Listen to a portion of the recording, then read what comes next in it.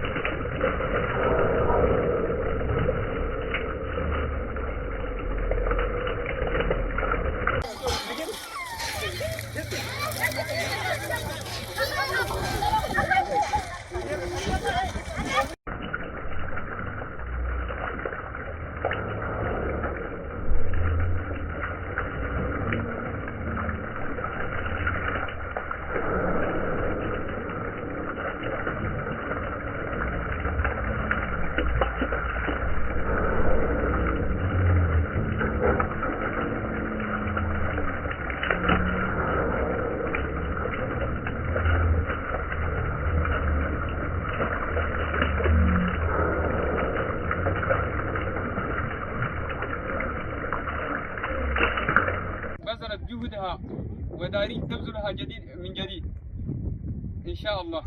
نتمنى من الله ومن أخواننا جمعية الخيرية أن نطلب علم كثير ونطلب مسجد نذكر فيه الله سبحانه وتعالى ونطلب مدرسة خلوة قرآنية أخواننا الأطفال يقرأوا قرآن.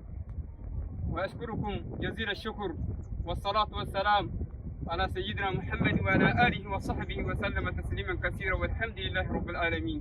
الفاتحة. الله